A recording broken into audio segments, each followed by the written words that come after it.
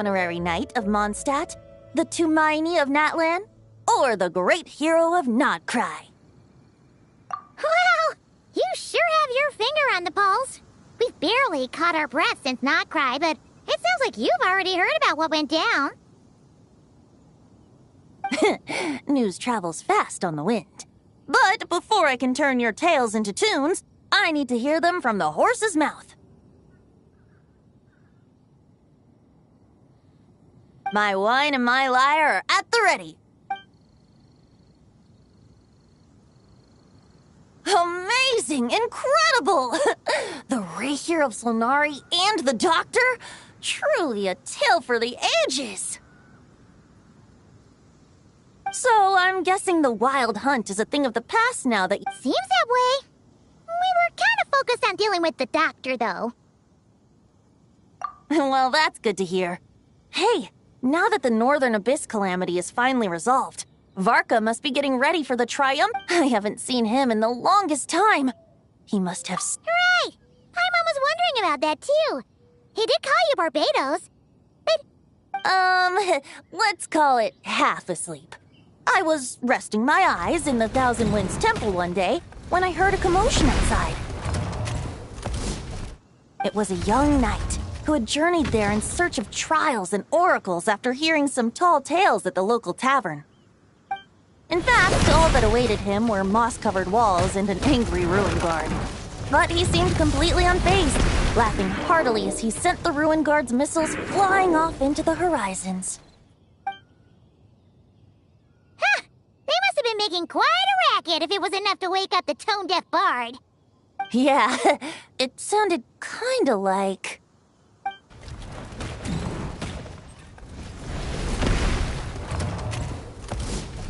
Hey! Is that all you've got? Whoa, bring it on!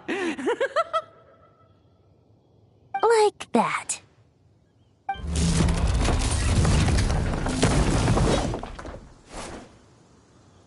Giving up already? You're not half as tough as Varka said. A young knight of Favonius trekking out to the Thousand Winds Temple in search of adventure. Now there's a sight I haven't seen in a while.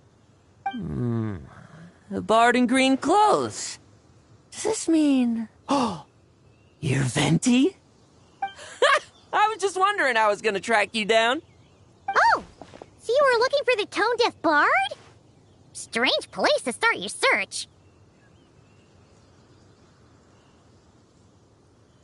Hold on. Blonde hair, white hair. You must be the honorary knight, and Paimon! The Grand Master talks about you all the time. Allow me to introduce myself. I'm Lowen, Vice Captain of the 5th Company of the Knights of Favonius, and a member of the Expeditionary Force. Pleased to make your acquaintance. Oh, so you're part of the expedition, huh? Right! So that's why Paimon's never seen you around in Mondstadt. Hey, wait a second. We never saw you in Nodcry either.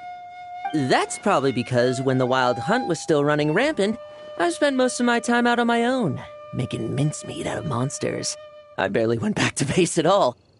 Then, once the Wild Hunt calmed down, I got sent back to Mondstadt. Mixed blessing, if you ask me. Sounds like I missed out on some serious action. No wonder we never saw you while we were dealing with the Doctor. So, why did Varka send you back? Deliver some letters.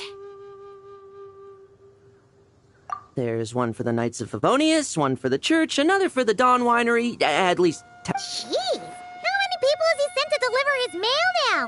Mika, Inefa, Lowen?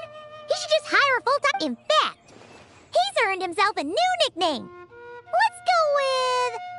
Sir Writes a Lot! I'll have you know that poetry and letters were humanity's earliest means of expressing their thoughts. So, tone-deaf or not, I wear the title of Bard with pride. And I consider Sir Writes a Lot to be quite a compliment. Wait, really? Darn it! Maybe Paimon should come up with some harder-hitting nicknames for these. Anyway, since this young man has come all the way to the Thousand Winds Temple looking for me, I assume he must have a letter for me too. Am I right? You sure are.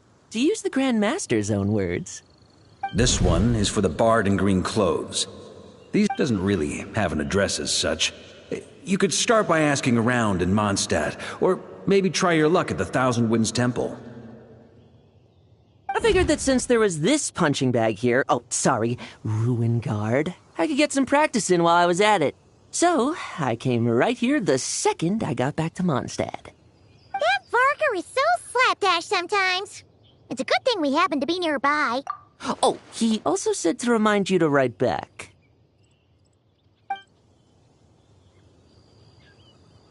Nothing in particular. Just some idle chatter between two drinking buddies. But if I'm supposed to write back this time... I'll need some time to mull over my response. Varka gave you a whole bunch of letters to deliver, right? Maybe... My thoughts exactly. Assuming I can find the way. Hopefully the roads haven't changed too much since the pre-expedition day. Well, why don't we have Mondstadt's honorary knight escort this homeward-bound wanderer to the city? I'm sure some of the recipients of Varka's letters will turn out to be old friends of yours, too. Let's go! It's been a while since Paimon's done any guide. Thank you so much, honorary knight. And you, Miss Guide.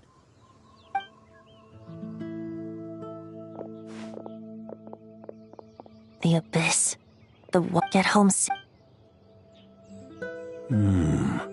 Why do my ears feel so hot all of a sudden?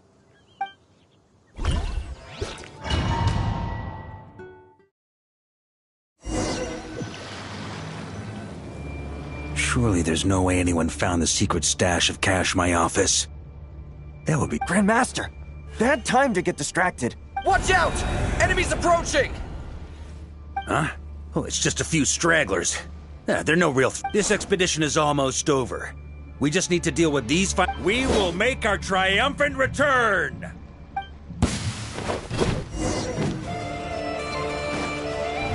Try to keep up!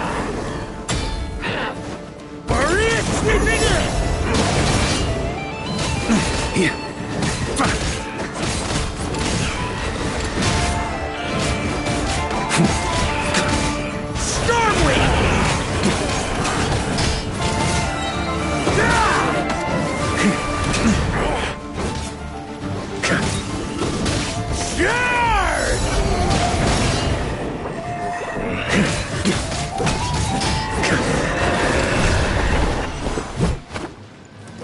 Without the Rapier of Solnari to direct them, it seems like all that's left is their primal... If this is all that the Wild Hunt can muster now, surely the Lightkeepers... Just like I thought. Grandmaster, based on Lightkeeper intel and our own reconnaissance, one of... Good. You know the drill. Stay here and... Yes, Grandmaster!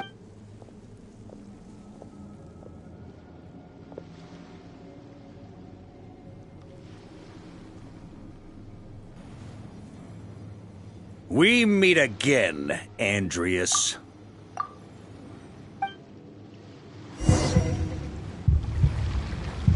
So, you've returned from Mondstadt. Don't you want to see what it looks like now? I was planning to take a look around there myself. Perhaps you could be my guide.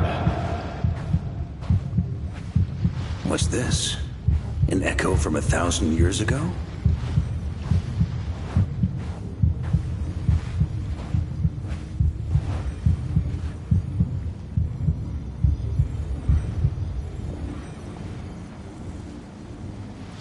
Everything seems normal so far. Here's hoping I'm just overthinking things. There are 2 other places to check. Maybe this will all go smoothly after all.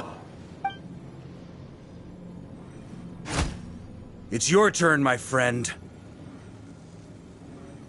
Come, Andreas!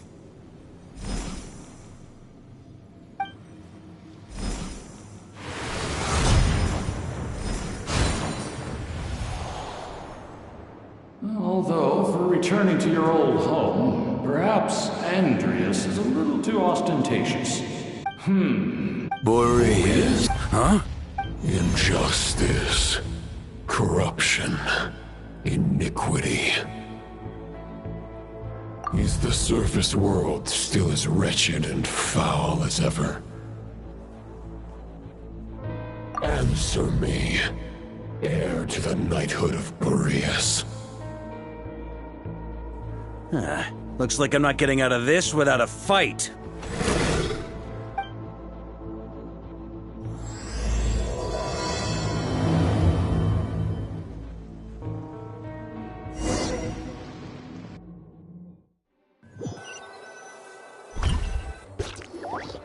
That's where things stand with the expedition. The victors will be returning home soon, so make sure to stock... P.S. I hope everyone's keeping up with their daily training. I'll be testing you all when I get back to make sure no one's regressed. P.P.S. I wrote individual letters for each and every one of you. Don't forget to write back. Everyone gets one? Wow! I guess the Grand Master must have something specific to say to each of us. Even I got a letter, and I'm not a... Jean? Oh, yes. That... By the way, anyone know where I can find the cavalry captain? I have a letter for him as well. You mean Kaya? He said he was meeting a friend, allegedly for work. Said he was exchanging intel. But I'd say there's a 50-50 chance he's... Paimon bets there'll be lots of familiar faces there. How about... Really? Oh, that would be a great help. Our thanks to you too, Lowen. The other knights will help distribute the remaining letters. You've had a long journey. Please go get some rest. Great, but I won't be resting just yet. I have one last letter to deliver to Wolvendom. I heard that another challenger recently passed Boreas' trial. Well, with any luck, that wolf might be willing to reveal himself to me, too. Very well. I will. Goodbye.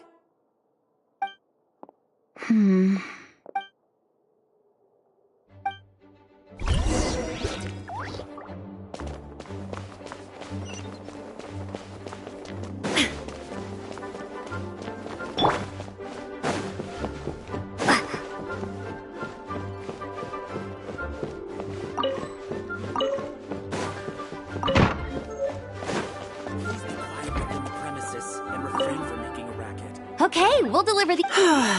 The expedition is far...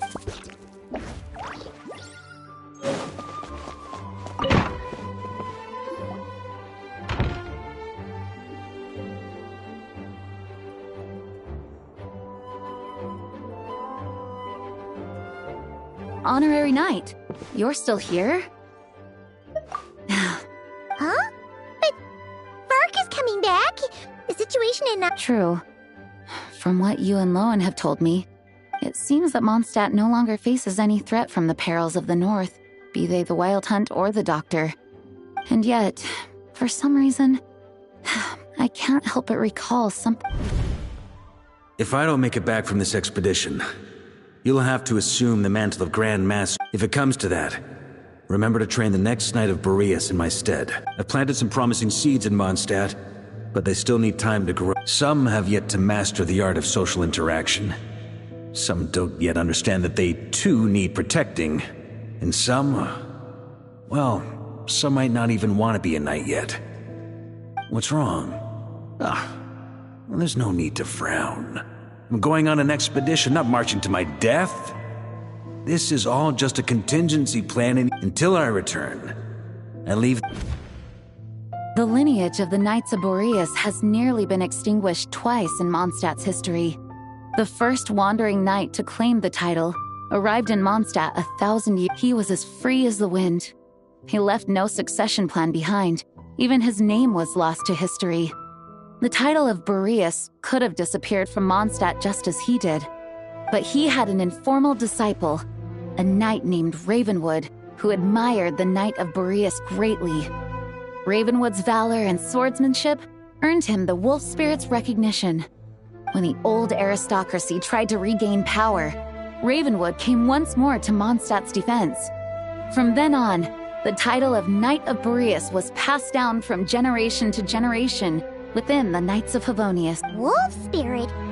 You mean that big blue wolf in Wolfen? Correct. As you may already know, the Wolf of the North is the surviving spirit of an ancient god, and the Knight of Boreas serves as an intermediary between him and humanity. Lupus Boreas, who had never known what it meant to love, came to understand it through the journey with his human companion. In the end, he chose to allow his power to become one with the land.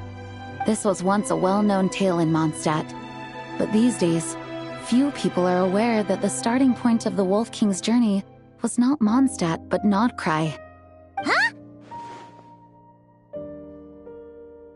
The great Wolf King of the North came here from Nodcry, although he doesn't like to speak of his past. In fact, he rarely shows himself to people at all nowadays.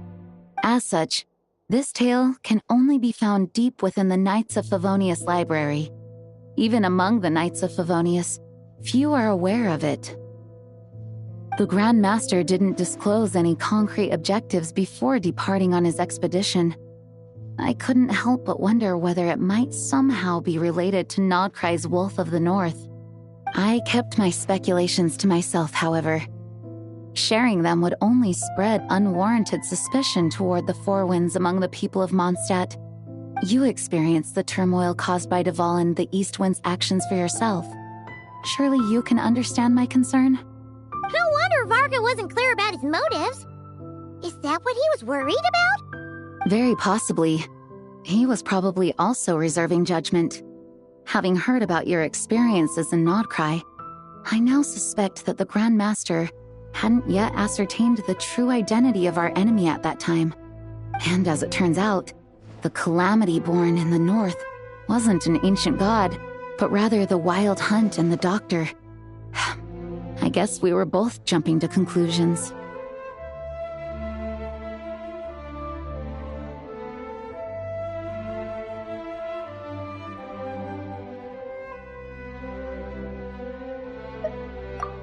Yes, I completely agree. The tide can turn rapidly in times of battle. It's a leader's responsibility to prepare for every possible contingency. Even if his contingency plan never needs to be put into action, I'm sure the Grand Master is relieved to know that it's in place.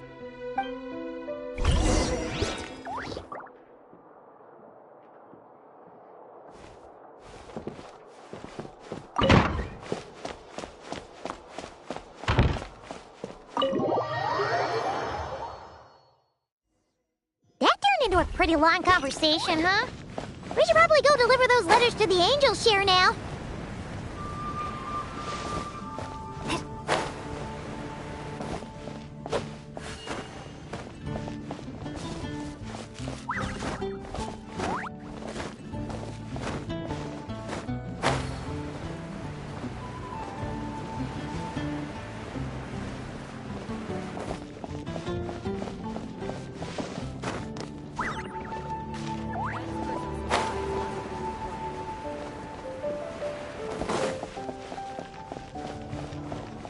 Gotta try Dawn Winery's Dandelion Wine.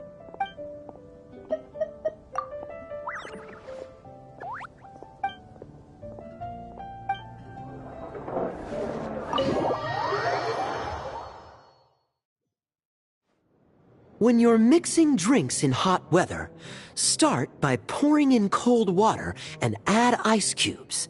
Then drain out the water before adding the other ingredients. How's that for a secret recipe? Please. I've known that little trick for a good 10 years at least. You'll have to offer— I know there's no one else in the tavern right now, but do you two really need to talk so loudly? Especially if you're supposed to be exchanging confident— Kaya! Rosaria! Diluc! Looks like it's about— A little liveliness never killed anyone. Traveler. Please allow me to once again express my sincere condolences regarding your late father and the incident with Eric. We make absolutely no excuse for his crimes. I hope you will give some serious consideration to the question I asked you before I left, though I'm sure you're tired of hearing me ask by now. The Knights of— From the look on your face, I'm guessing the Grand— He nags like an old man. It's— Huh? Drop what? Nothing, really. Before leaving on the expedition, he, asked me if I'd consider rejoining the Knights of Favonius. Yeah, right. Sounds like you— whatever details I chose to omit. You say that now, but back then, you couldn't let it go. You and the Knights of Favonius. I wasn't seeing the full picture. But my answer remains both the Grandmaster and the acting Grandmaster are... They can't see the shadows that lurk beneath them due to the size of the organization they lead. They need someone on the outside to keep watch. If I had a Mora for every time I've heard you repeat that argument. I actually don't disagree with the first part of what you said. When you join an organization, you're bound by its rules, no matter how free it... You think so? Never mind the Knights. Have you honestly ever been bound by the rules of... Good question. Have you considered that maybe that... Are they arguing or not? It's kind of hard to tell. Oh...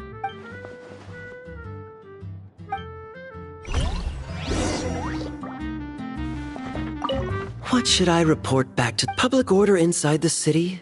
Monster activity in the wild? Oh, and a review of the latest vintages. My reply won't be a long one, as usual.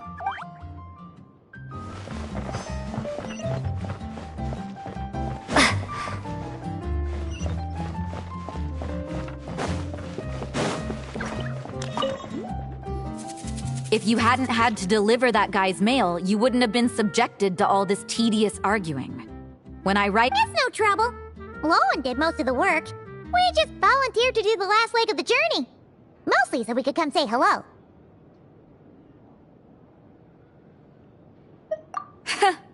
So you see what's really going on here? All three of us fell for that old rascal's scheme. Huh? Scheme? What do you— No. While I'm sure Varka knows full well that Diluc would never agree to rejoin the Knights, I believe the sentiments he expressed were genuine. There are people like Kaya and I, and then there are those who are true champions of justice to the core. Those people are the most susceptible to being driven to extremes by great upheaval. It's not only that, but it happened to a Knight of Boreas. That'll really hit home for Varka. And that's why his nagging is even more persistent than usual. Yeah. So no one's told you this before? The lineage of the Knights of Boreas had nearly been extinguished. Oh! Wasn't Jean telling us about this? Wait. And then we got caught up talking about the expedition and... I happened to hear about it from Varka once when he was drinking and started yammering on. The second crisis in the Knights of Boreas was...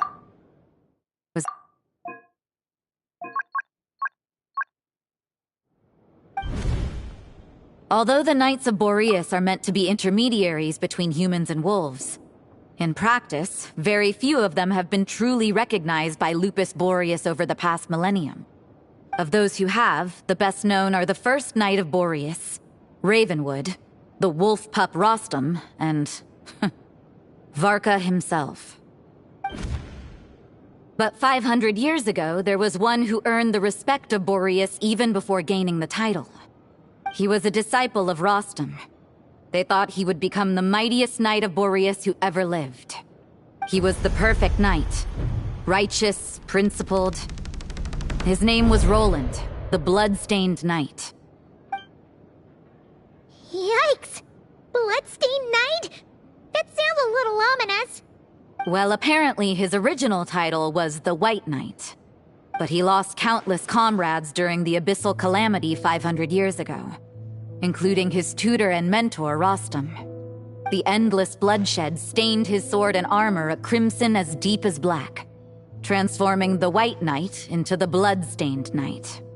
After that, he threw himself completely into battling monsters, leaving Mondstadt and the Knights of Favonius behind. To this day, no one knows his final whereabouts. It's hard to say whether the loss of an important figure in his life is what drove him to the point of obsession, or whether he was already too far gone to save. But had he known that the Knights of Favonius would always welcome him back, perhaps things would have turned out differently. So if you want my opinion, the reason why Varka keeps asking Diluc to rejoin, despite knowing that he'll never say yes, is to let him know you're not alone. After all these years, he's still as persistent as ever. Just like how he used to be with me. Huh. Turns out Varka's a lot more thoughtful than he lets on. Paimon had the wrong idea about him. Anyway, there's still something about this whole Boreas business that Paimon isn't really getting. Wasn't Andreas a god in Mondstadt thousands of years in the past?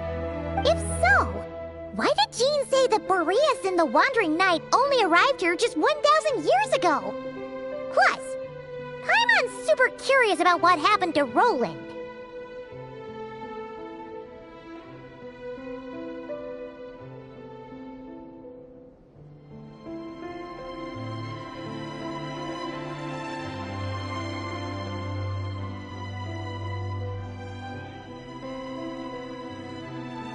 That's a great idea! Jean said he hasn't been showing himself much lately, but he always seems happy to oblige whenever you show up. Let's go!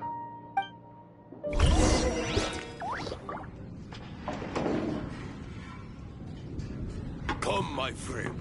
Wine and adventure.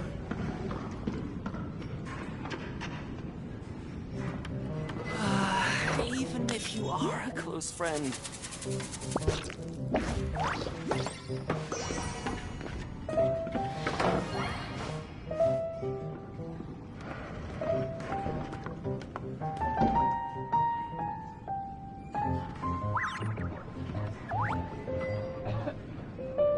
Come, my friend.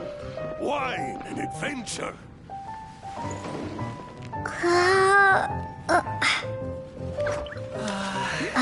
If you are a close friend.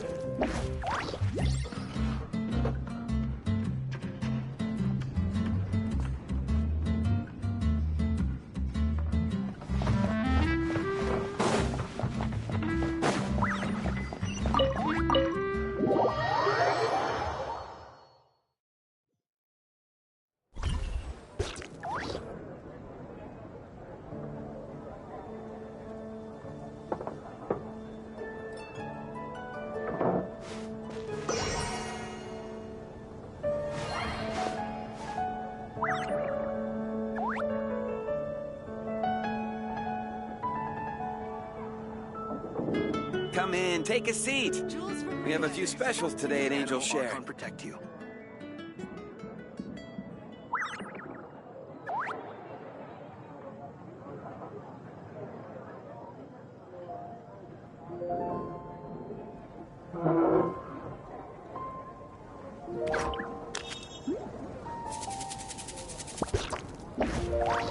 Jules from Liyue.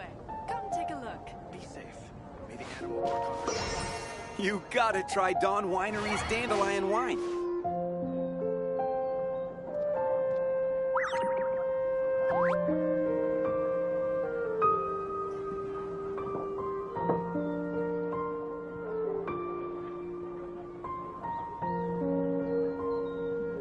Jules from Liyue. Come take a look.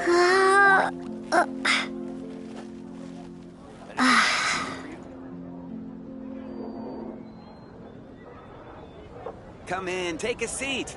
We have a few specials today at Angel Share.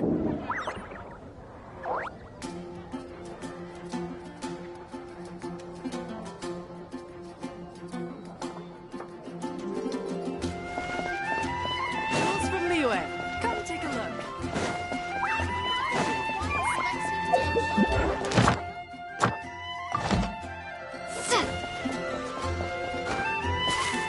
The incident in Varka. Don't tell me something bad.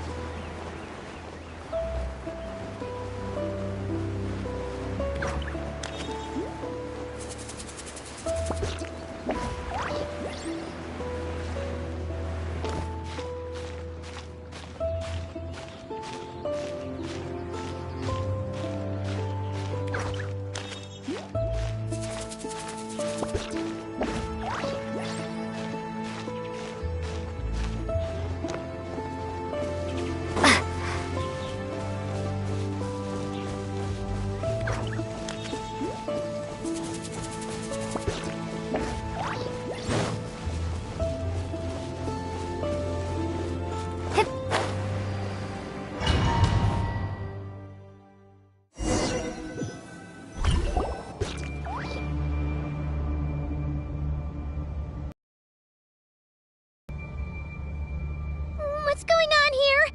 Was Wolfendom always like this? Paimon has a bad feeling about this. The Wild Hunt? What are they doing here? Watch out!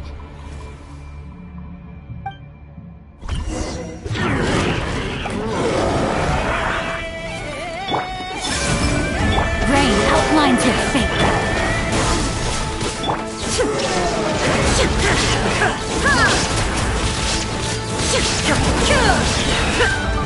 Torn to oblivion!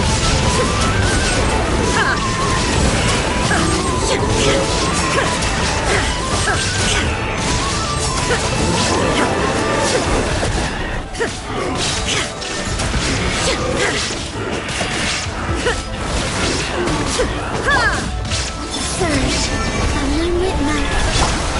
Scatter! South! Rain cutter! Now you shall perish!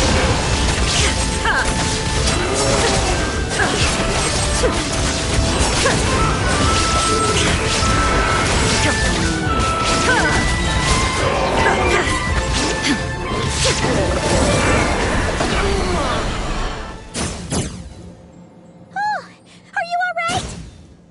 Oh no! What?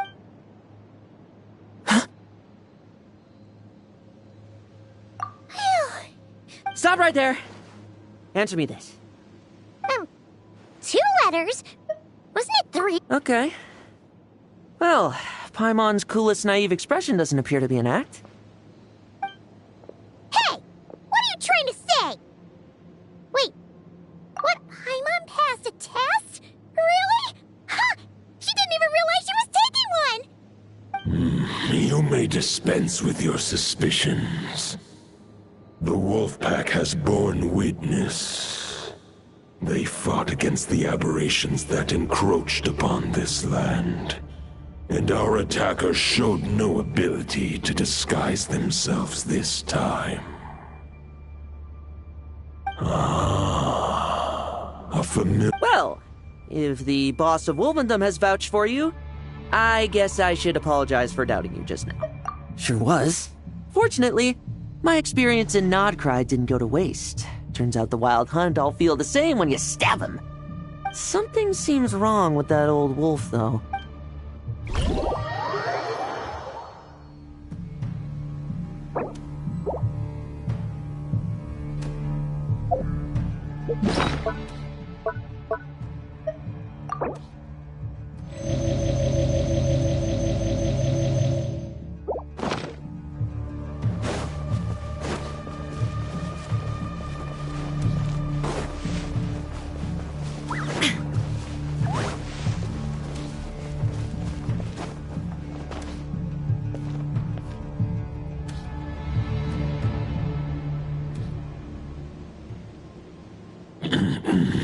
Lupus Boreas, not injured.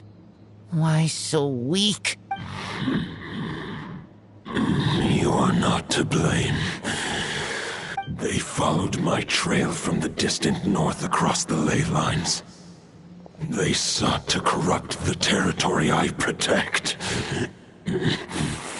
We meet again, human Lupicon. So, are you saying that the Wild Hunt we just got attacked by came all the way from Nodcry to... As you know, I stand before you as an incomplete being. I am but the source of this turmoil. I can sense it. Huh? Now Paimon's even more confused. For many gods, housing a part of their soul within an object is no difficult feat. But those who can perform such delicate partitions as this are rare, even among the gods. The Wolf King, Andrius, was particularly adept in this art. Otherwise, no remnants of his soul would have survived till the present day. Huh? The bard's back? Tondif Bard? What are you doing here? Maybe the god of Animo guide. Who better than a bard to do the honors? Lord Lupus Boreas wandered the frozen tundra and stumbled into the Seelie Hall. Enchanted by their song, tender as the dawn starlight, and curious about the ways of humankind, the wolf bade farewell to his home and set off for the city to the south. As the high tower crumbled and the fierce winds fell silent, Lupus Boreas, who once had hunted with the storm winds himself, looked within and inquired, was the shelter he provided for humanity really any different from that given by the reclusive king in his tower? The wolf entrusted those under his protection to a new god and quietly returned to the frozen north. There, in a palace long since abandoned by its former master, the great wolf closed his eyes and slept. 500 bitter winters passed, then 500 equally frigid springs. He slumbered undisturbed until a night stumbled in from the cold, just as Lupus Boreas had once done at the Seelie Hall, and awoke him at long last. The knight asked the wolf to join him on a journey south, to see once more the land that had all but faded from his memory. The gentle wolf, unwilling to refuse the human's earnest plea, split his soul into 2 halves and left his home once more.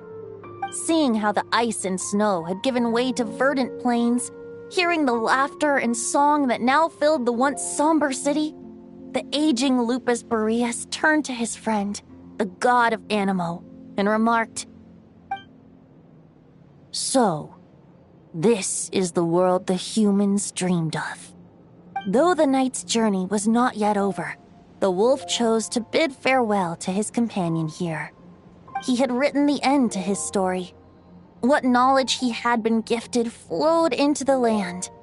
Everything he was, he gave unto the world. Well, that's how a bard would tell the tale. Lord Boreas, is there anything you'd like to add? There is no need for you to ask that question. So that's what happened. You returned to Mondstadt with that knight 1,000 years ago, and then, for the sake of the new Mondstadt, you... You need not feel remorse on my account. That was my answer, my decision. If anyone should feel regret, it is the part of me who remained and not cry. I fear Andreas has not found peace in his heart even to this day. That is surely why those vile aberrations were able to exploit his weakness, sowing the seeds of all the turbulence that has ensued. But we followed Boreas' trail in Nodcry. We investigated and discovered no signs of instability. Andreas should still be slumbering by the lakeside. Perhaps all the recent turmoil in Nodcry has had unforeseen consequences. And there's more. I detect another familiar scent from across the ley lines. Oh, the White Knight who became the Bloodstained Knight? The mightiest knight of Boreas? But wasn't he from 500 years ago? You think he's immortal or something?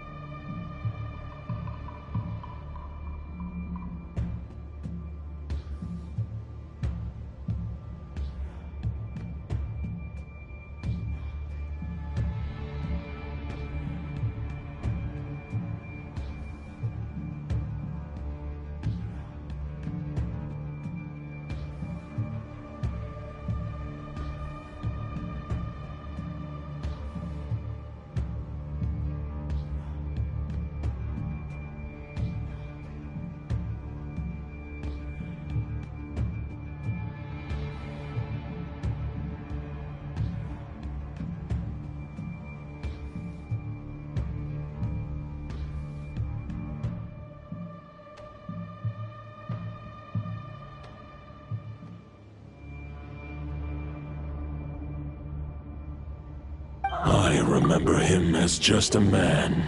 His lifespan should be no longer than any other of his kind. But before he severed his connection to Boreas, his final destination, it was the ancient kingdom of Conria, as you call it. Beyond that, I know not if he lived or died.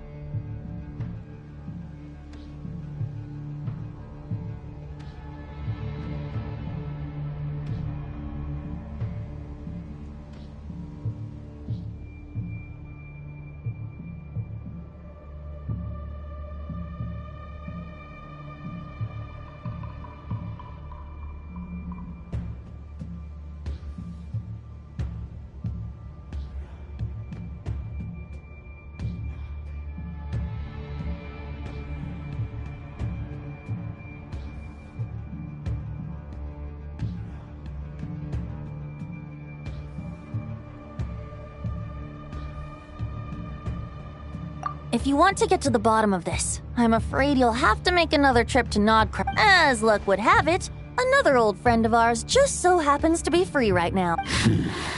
No wonder I can suddenly sense. If even Mondstadt has been affected by the fallout, Nodcry must be in real trouble by now. I hope Varka can handle it. Varka? Is he in danger?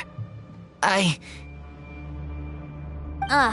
believe too many passengers would slow our dear friend down. I fear he only has room to carry one person, along with perhaps a diminutive companion. All right. Wish it could be me, but I accept that we should send our strongest warrior to fight Nodcry's battles. I'll stay here and deal with any wild hunt that try harassing Mondstadt. It'll be a good chance to try out some new moves. I stay in Mondstadt too. With Traveler's help, Varka will be safe. Razor, give me your iron claw.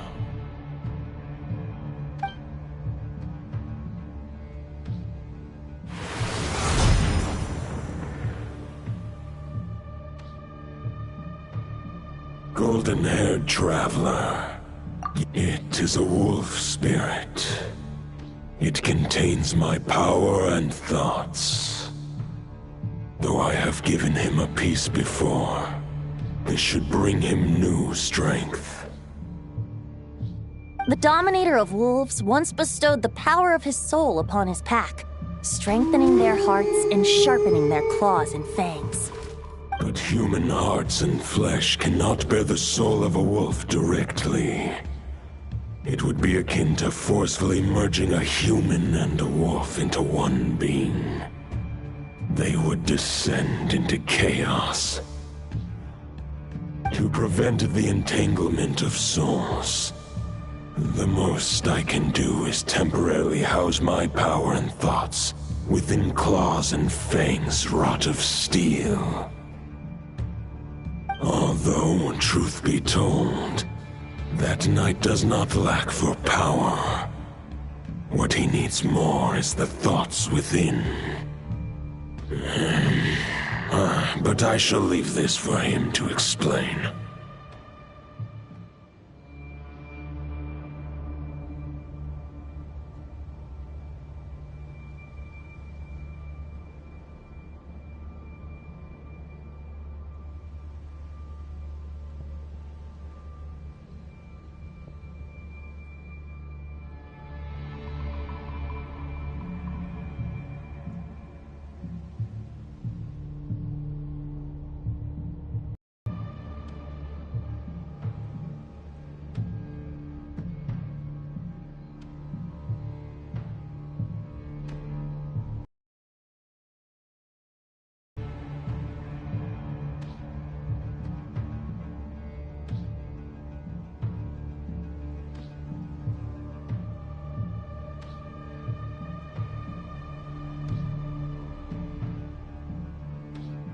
The Great Wolf King of the North remains strong for now.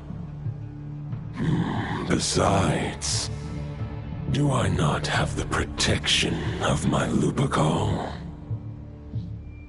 I will protect Lupacol. The North and Varka, I leave to you.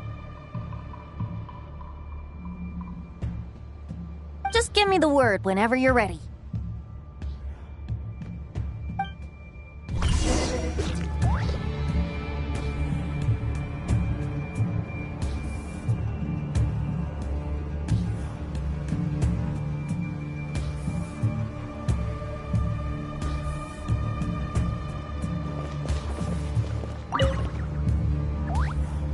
Any questions before you set off?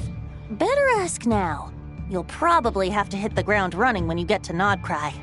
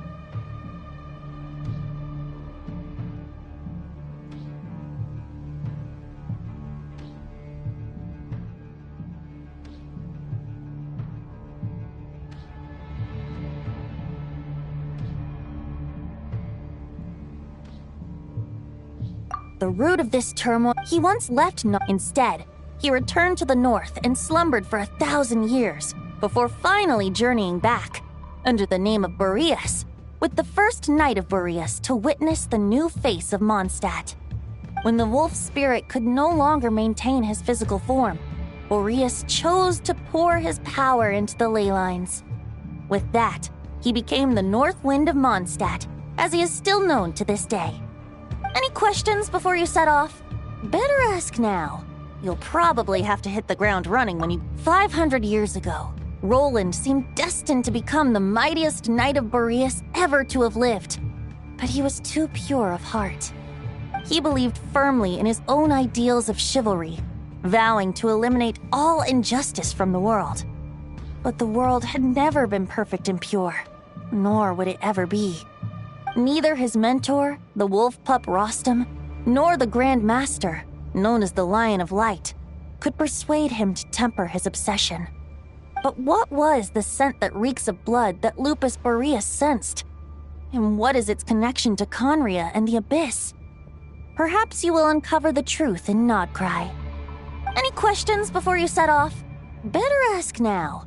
You'll probably have to hit the ground running when you get to Nodcry.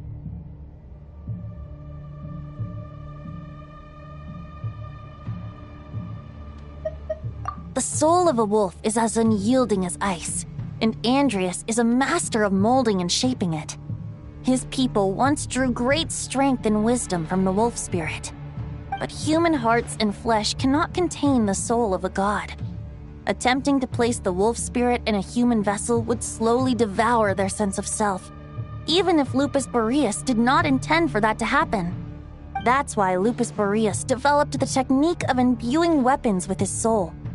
It is his way of blessing his human Lupical with the wolf spirit's protection.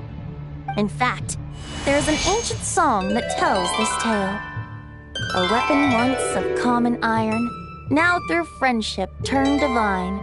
Twixt man and wolf a bond was made, a power born within the blade. As much as he might claim not to accept humans, his actions sing a different tune. Oh, but keep that little observation between us, will you? Any questions before you set off? Better ask now. You'll probably have to hit the ground running when you get to Nodcry.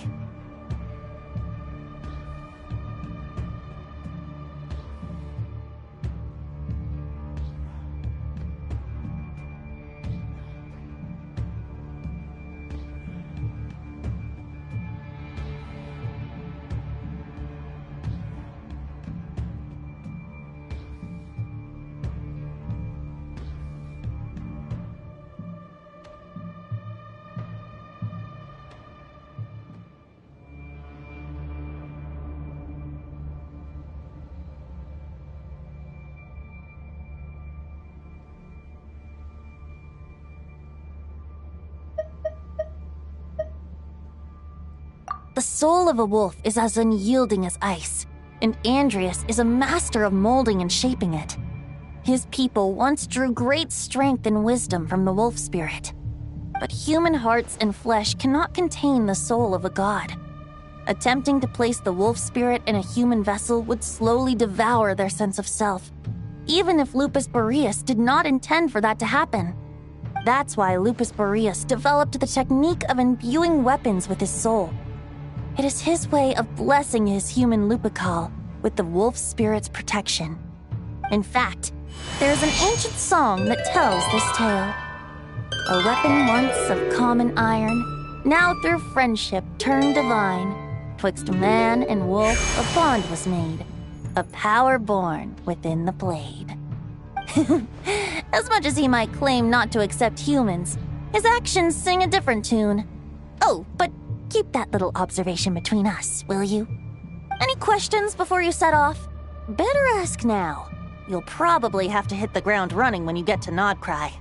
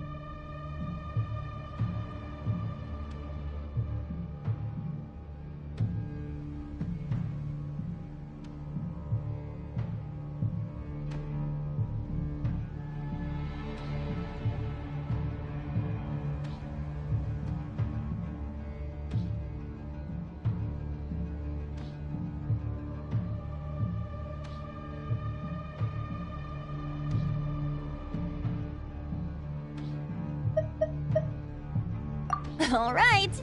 Over to you, Dvalin.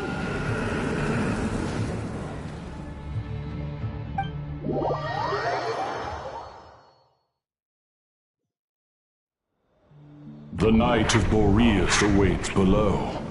We must part ways here. Barbatos and I have other plans. We will meet you again later. All right. Hey, wait. How are we getting down?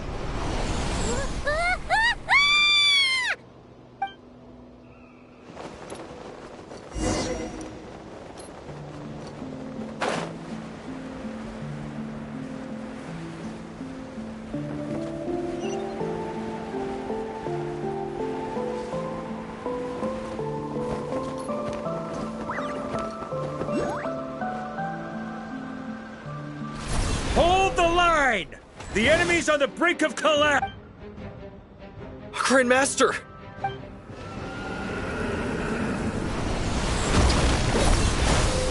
Haha! Reinforcements! It's about time! And Paimon too! We're just about hanging in there. Most of their grunts are taken care of. Fight or flight?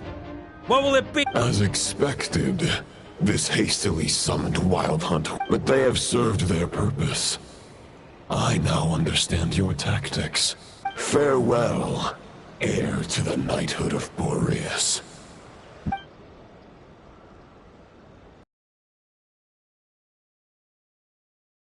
Look-alike? That was Andreas? Ugh, forget that. We can save the details for later. He was the enemy, but... There's no point chasing after him. We've crossed blades already, and it ended in a stalemate.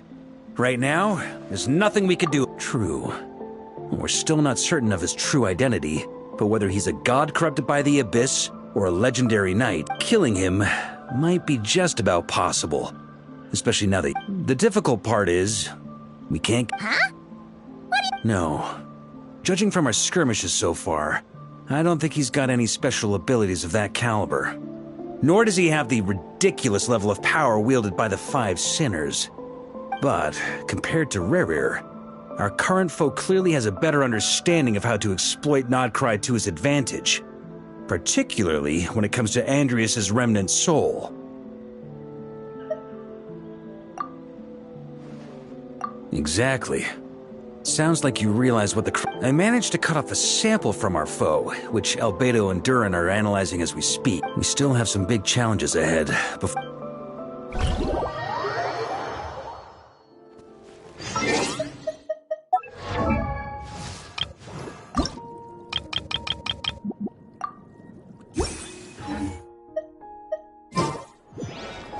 The meeting's probably gonna be in the biggest tent, right? Looks like a bunch of people are there already. Why don't we go chat with them?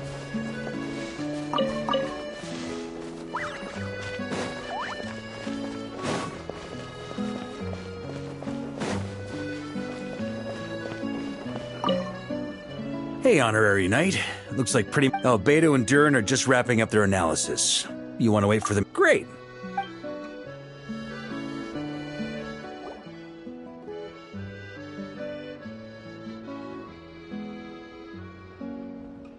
And that's where things stand. Intel from the Frost Moon Scions and the Curatorium of Secrets Summarizing current situation. To confirm. More precisely, it's the external will that has seized control of Andreas' spirit.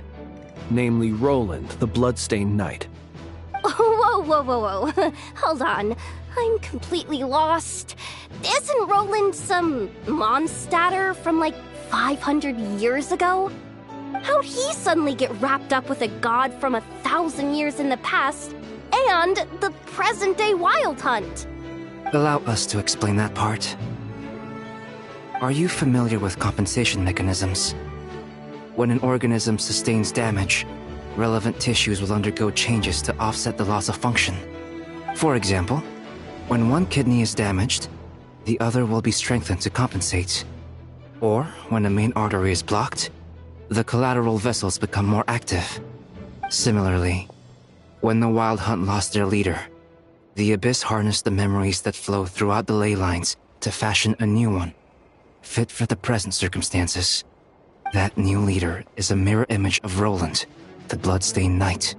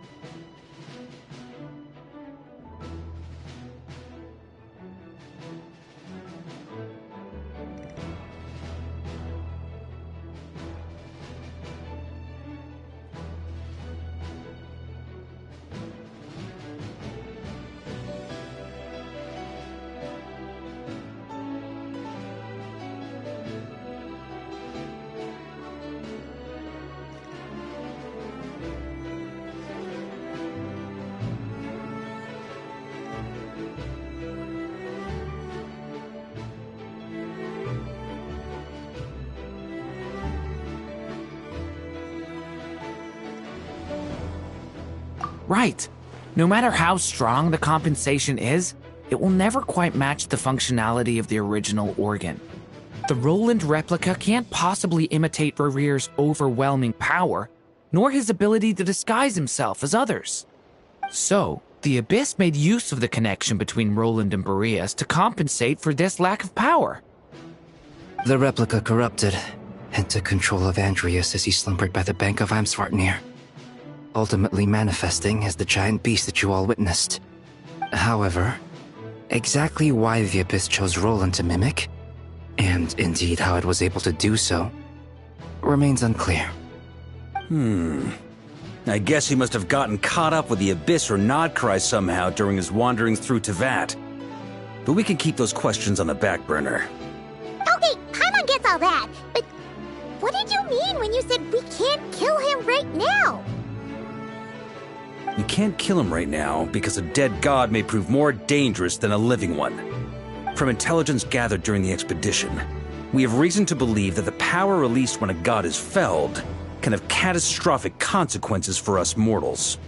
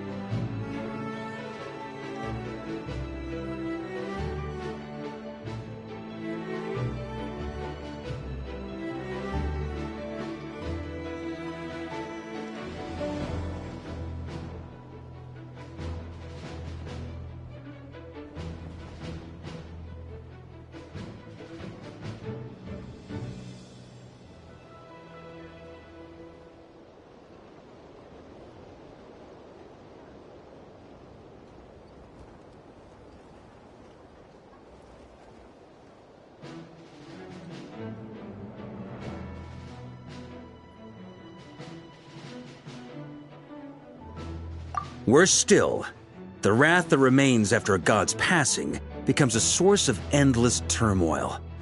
Once God remains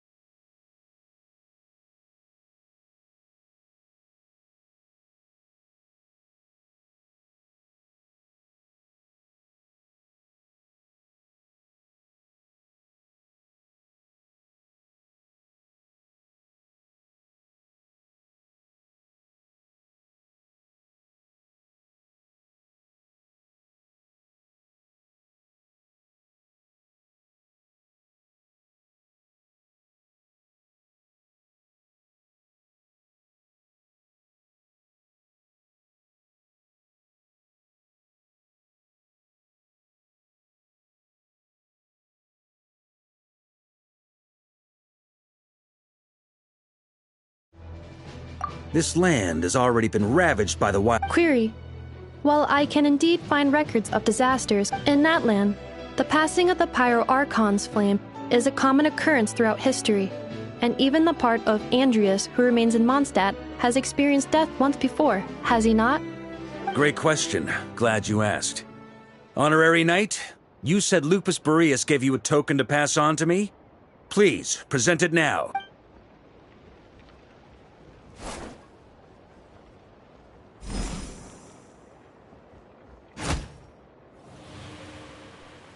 Come forth, Boreas! This form has come to the end of its time. I'm afraid I can accompany you no further on your journey. My soul will fall into silence, and my power will flow into the ley lines of this land. Do not grieve for me, for this is the end. A final...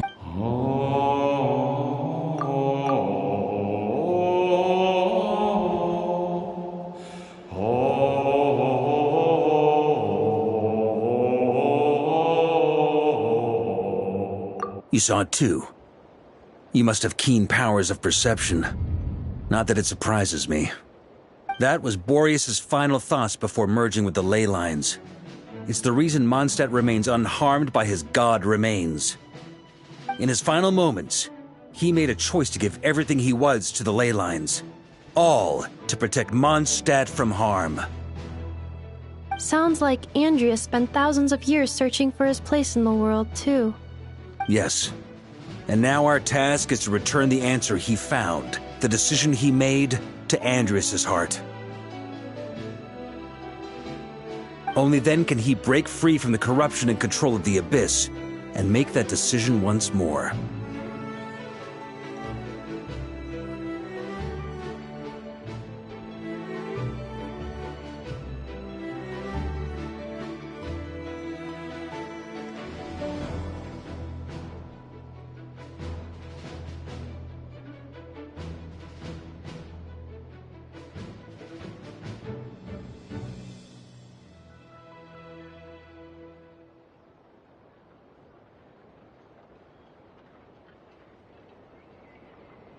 I see. I would say that planting thoughts inside the mind of a god sounds a little far-fetched, but since it was his own wish to begin with, it sounds feasible to me. Wait, we already have a perfect solution?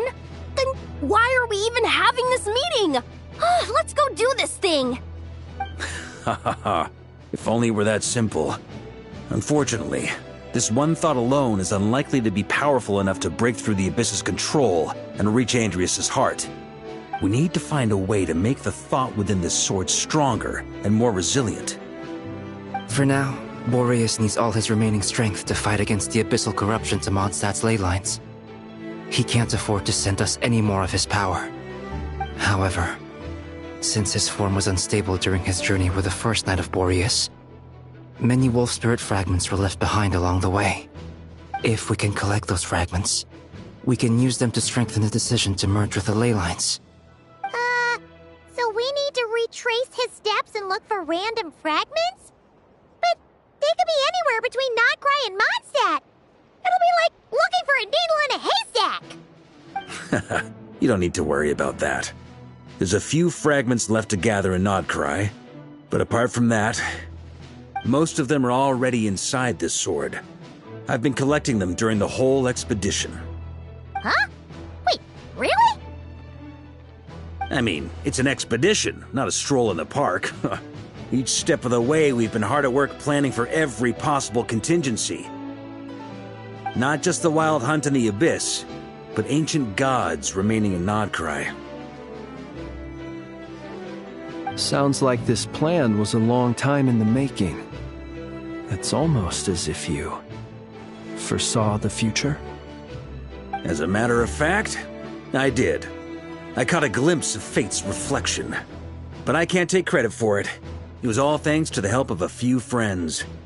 Still, all I foresaw was that an abyssal calamity was brewing in the north. Had I known more, we could have saved a lot of energy. Instead, we've had to make best guesses, prepare for every possible scenario. If all that preparation went to waste, all the better for it. But anything that proved useful, we knew we'd be grateful for down the line.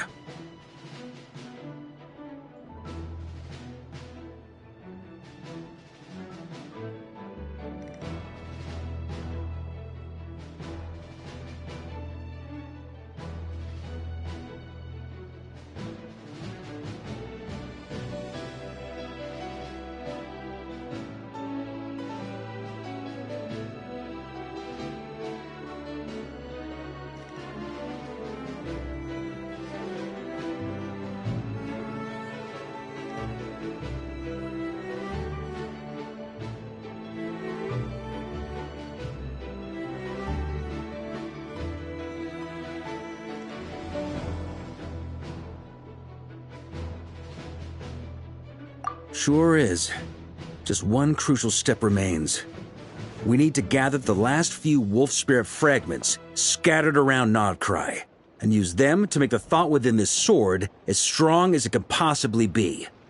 According to what Boreas told me before we left Mondstadt, his form was at its most unstable at the beginning of his journey. That means the fragments here should be the most powerful ones. But of course, we've been tied up fighting battles since the day we set foot in Nodcry. First with the Wild Hunt, then with the Doctor. So, it wasn't until recently that we were finally able to confirm the status of the Wolf Spirit fragments. We now know there are 3 left to find. Okay, so 3 more mini expeditions to go. I managed to gather 1 fragment before Roland reappeared. I also have a confirmed location for the second, which I'll take care of in short order. As for the 3rd fragment, we've identified a general search area to focus on, but we'll need all hands on deck to pinpoint the exact location.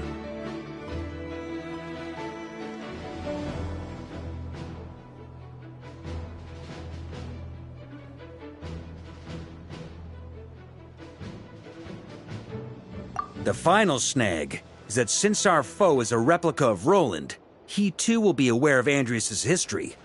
He's sure to try and sabotage our plans by any means at his disposal. So everyone needs to bring their A-game. With our foe being from Mondstadt, it's our duty as Mondstadters to defeat him. And since the Wild Hunt is involved, the Lightkeepers will provide their full support. The Clink Clink Krumkake craft shop will also help in any way we can.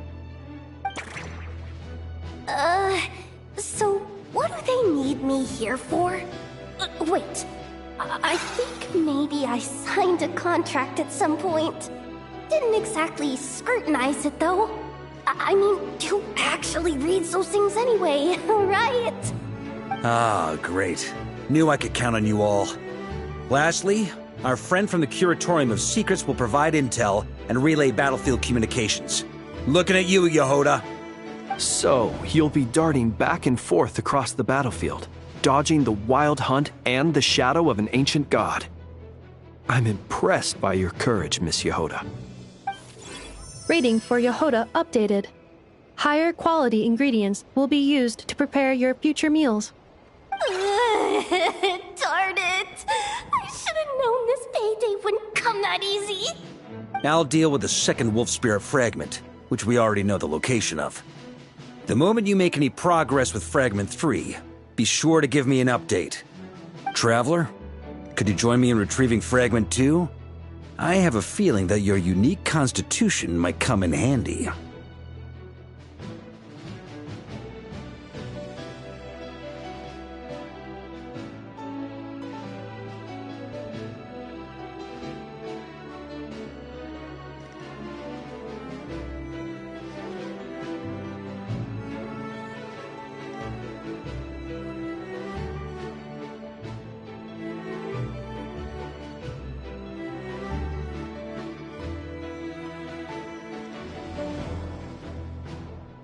All right, time is of the essence. Let's move out, people.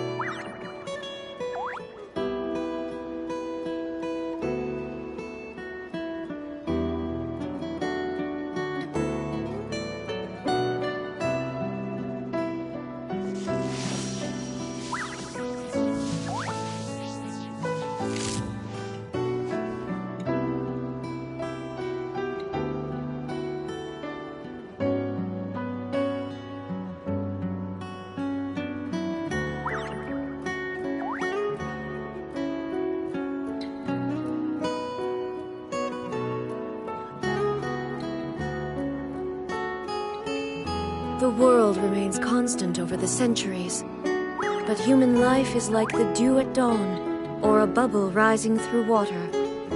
Transitory.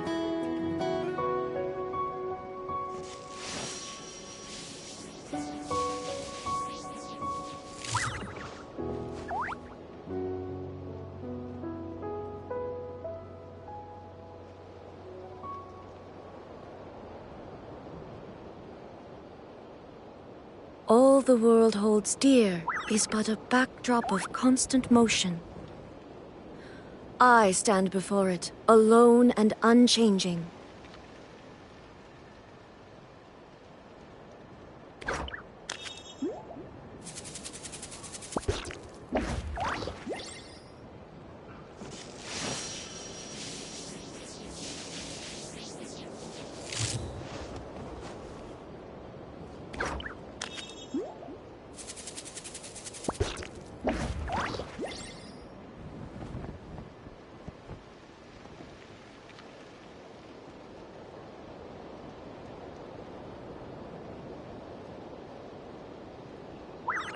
The world remains constant over the centuries, but human life is like the dew at dawn, or a bubble rising through water. Transitory.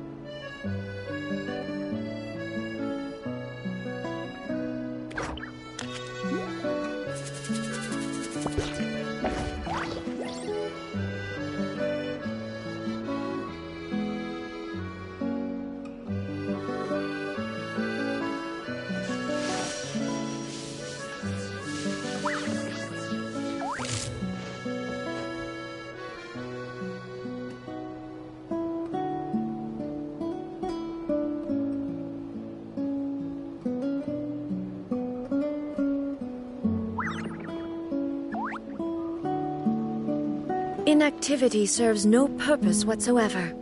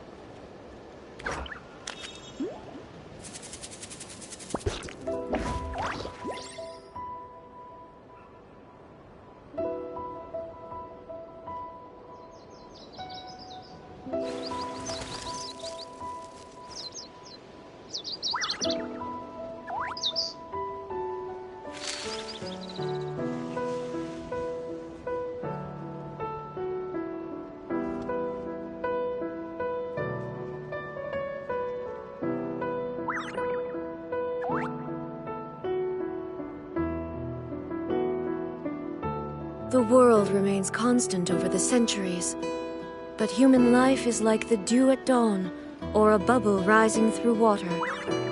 Transitory.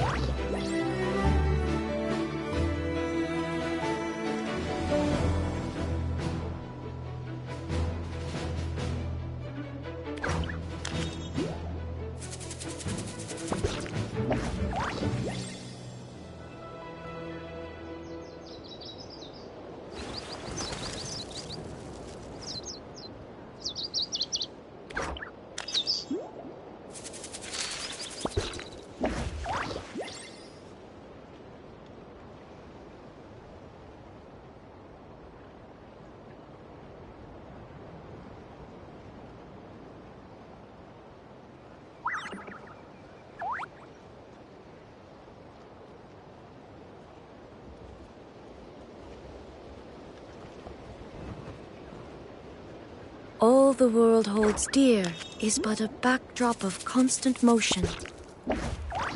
I stand before it, alone and unchanging.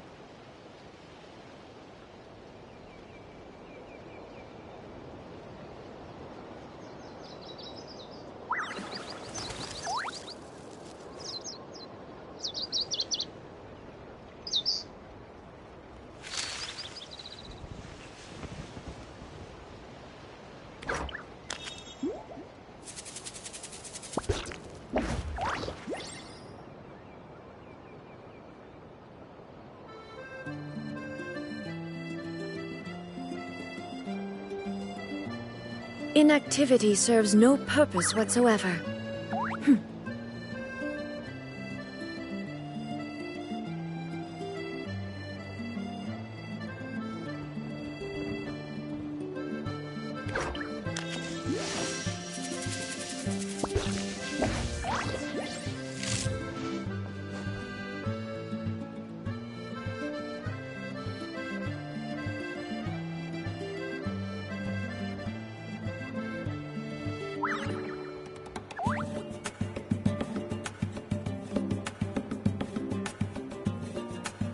All the world holds dear is but a backdrop of constant motion. I stand before it, alone and unchanging.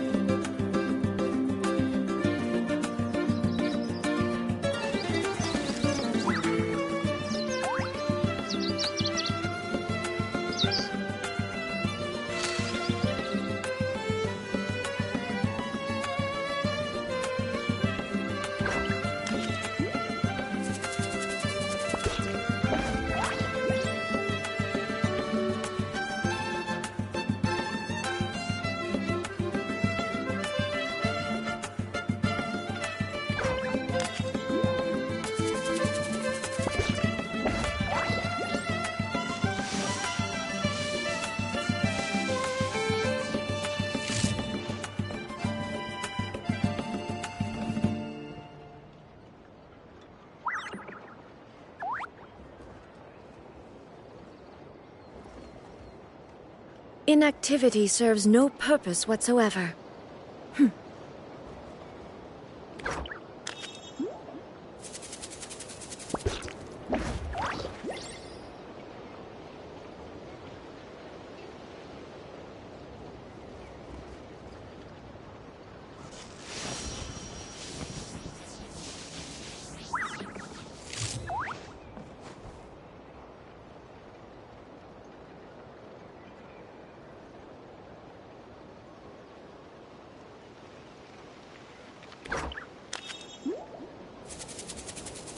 The world remains constant over the centuries, but human life is like the dew at dawn, or a bubble rising through water. Transitory.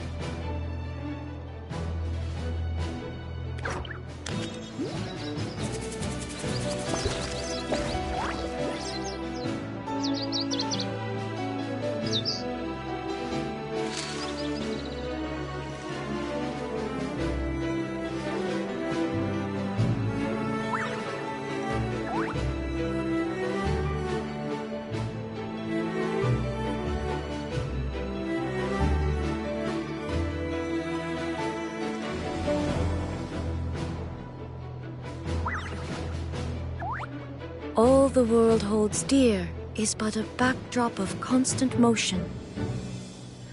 I stand before it, alone and unchanging.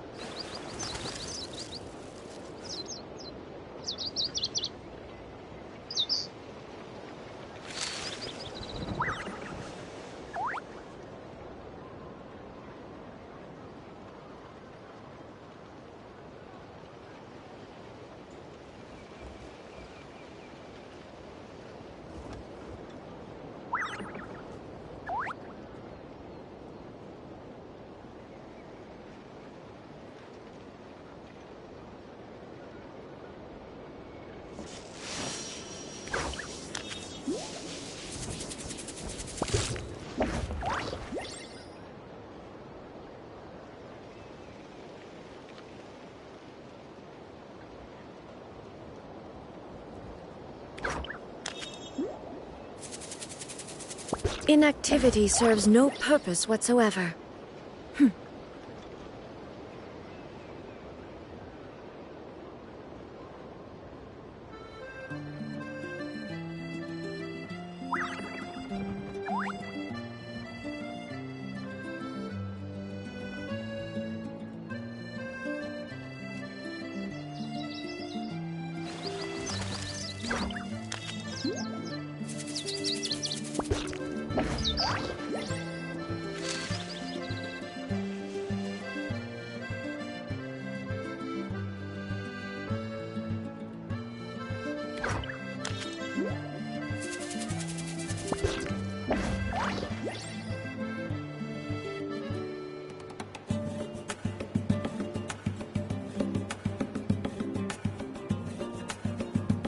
All the world holds dear is but a backdrop of constant motion. I stand before it, alone and unchanging.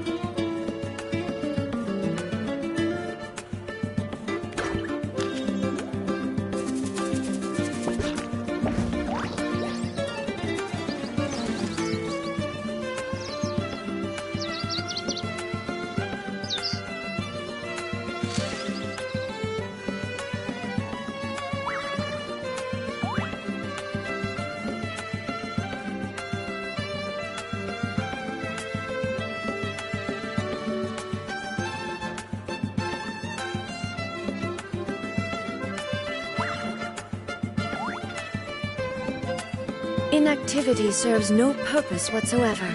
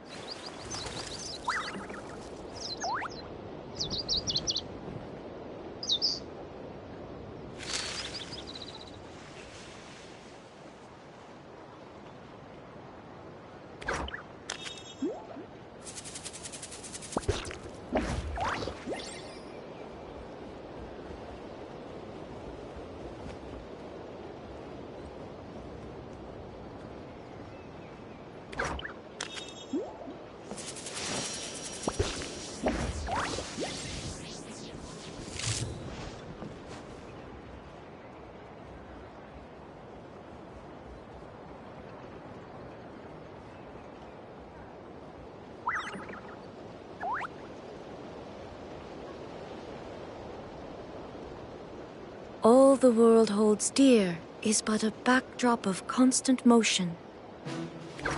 I stand before it, alone and unchanging.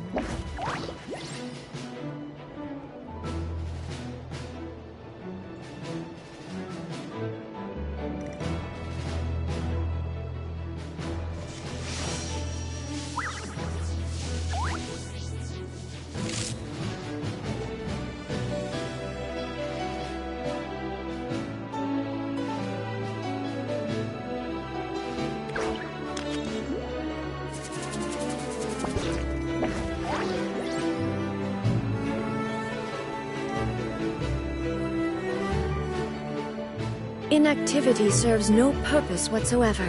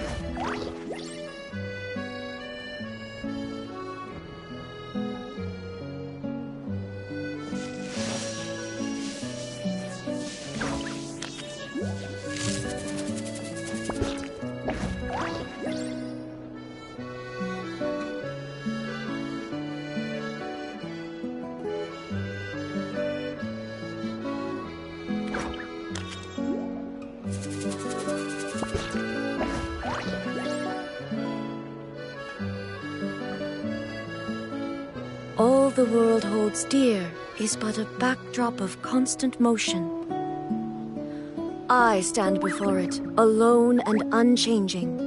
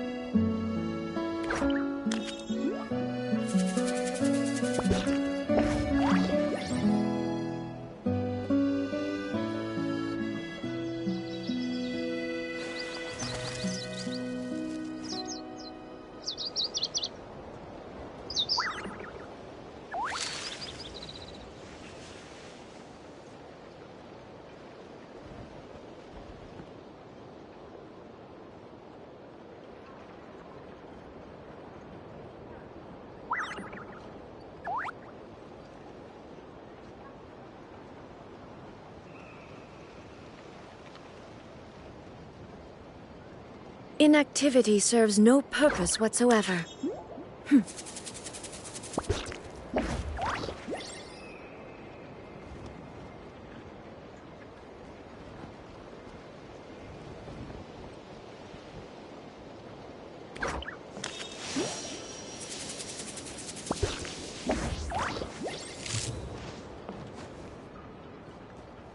There is no escape!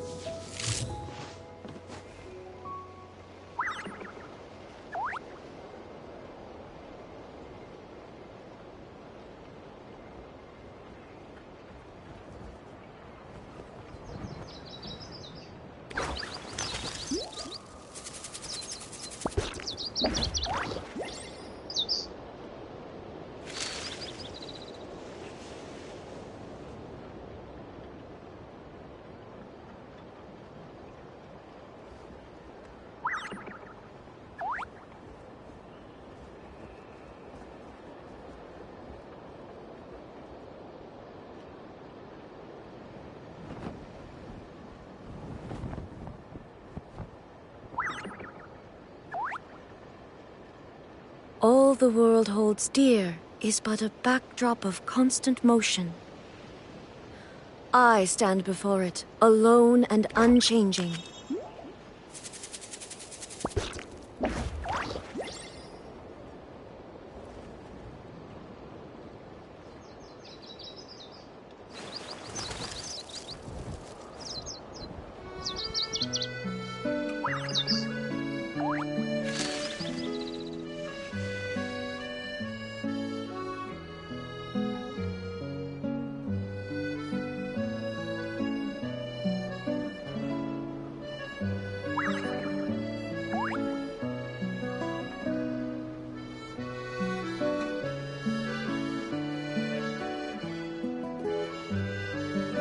The world remains constant over the centuries, but human life is like the dew at dawn, or a bubble rising through water. Transitory.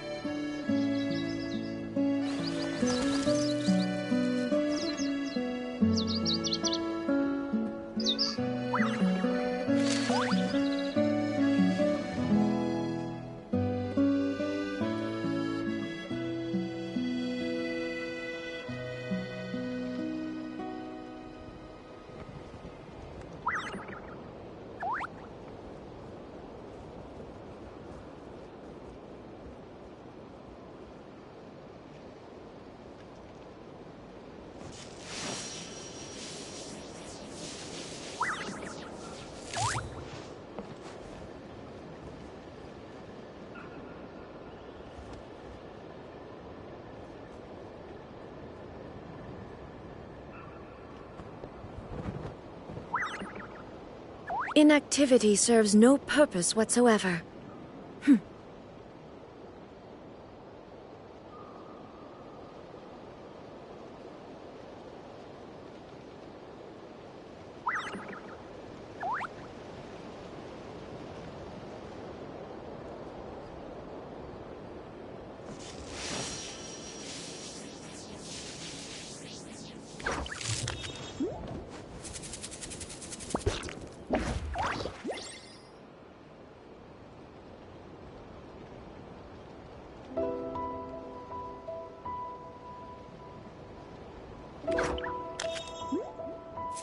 All the world holds dear is but a backdrop of constant motion. I stand before it, alone and unchanging.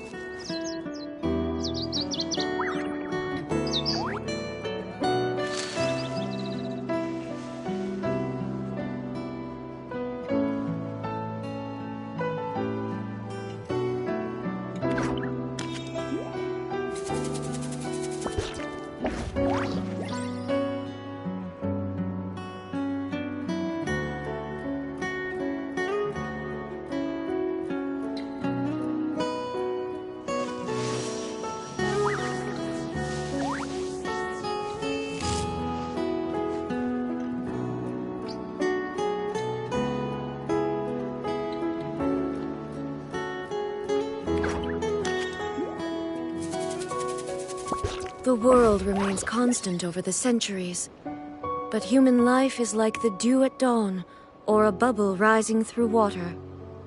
Transitory.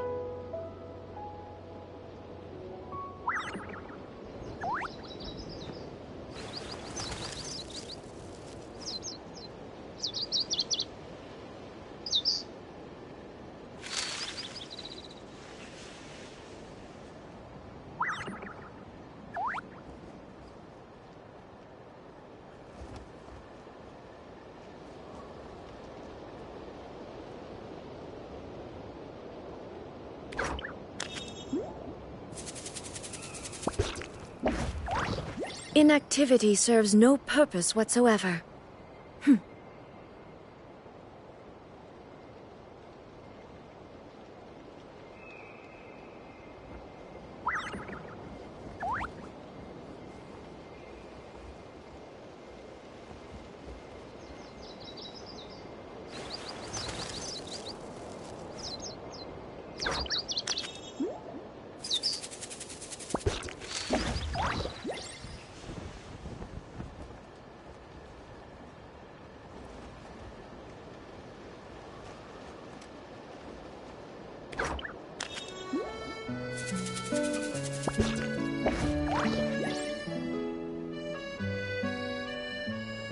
The world remains constant over the centuries, but human life is like the dew at dawn, or a bubble rising through water.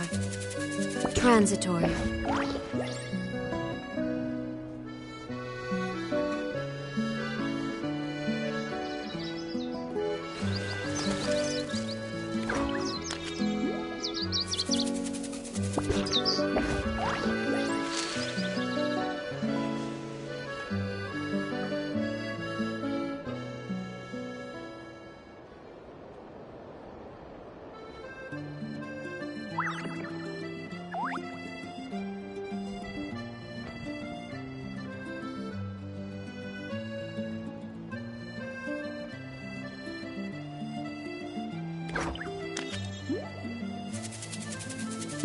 Inactivity serves no purpose whatsoever.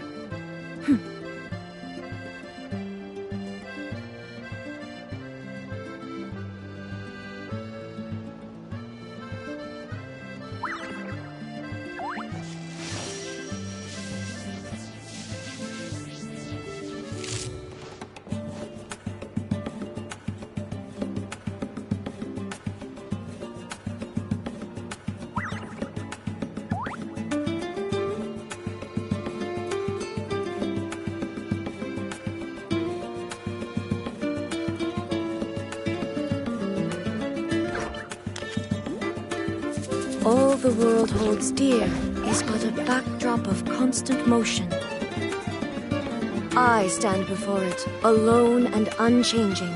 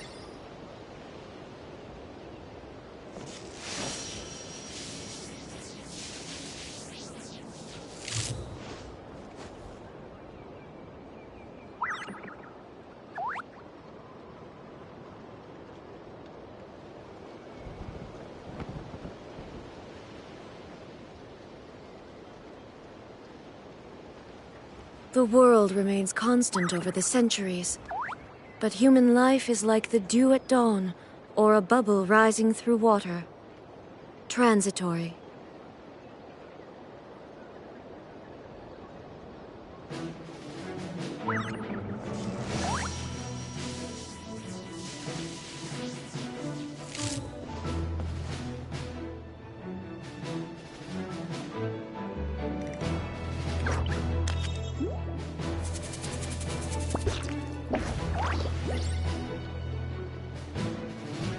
Inactivity serves no purpose whatsoever.